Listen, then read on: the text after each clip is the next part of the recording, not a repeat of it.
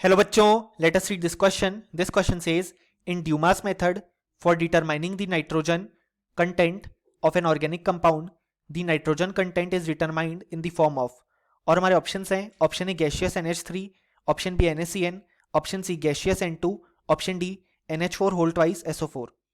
सो इस क्वेश्चन में कहा गया है कि ड्यूमास मेथड में नाइट्रोजन का कंटेंट डिटरमाइन करने के लिए एक ऑर्गेनिक कंपाउंड में हमारे पास जो नाइट्रोजन कंटेंट है वो किस फॉर्म में डिटरमाइन किया जाता है. सो इस क्वेश्चन को सॉल्व करने के लिए जो की कॉन्सेप्ट रिक्वायर्ड है वो है कॉन्सेप्ट ऑफ ड्यूमास मेथड. सो यहाँ पे जो ड्यूमास मेथड है वो बेसिकली यूज किया जाता है for the quantitative estimation of nitrogen in an organic compound.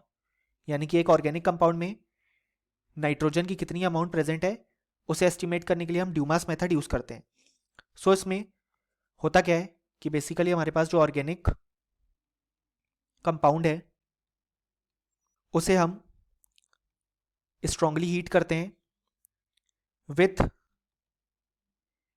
Copper oxide at a temperature of 800 degree Celsius to 900 degree Celsius. और यहाँ पे हमारे पास जो यहाँ पे ऑर्गेनिक कंपाउंड को हम हीट करते हैं वो in the absence of oxygen heat करते हैं.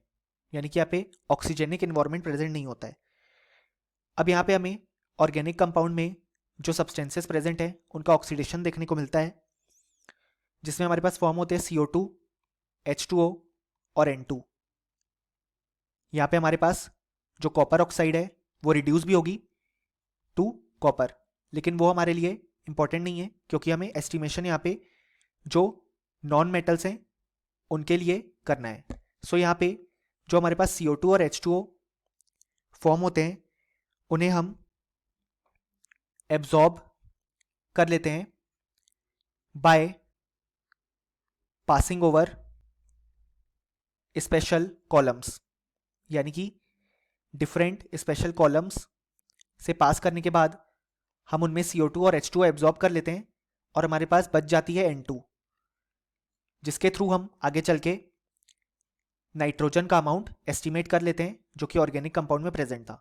सो हम देख सकते हैं कि यहाँ पे हम गैशियस N2 के फॉर्मेट में ड्यूमास मेथड में नाइट्रोजन कंटेंट को डिटरमाइन करते हैं.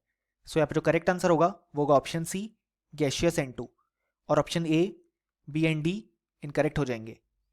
सो फाइनली हमें बोल सकते हैं कि इस क्वेश्चन के लिए हमारे पास जो करेक्ट आंसर आया वो आया option C. Hope you understood it well. Best of luck.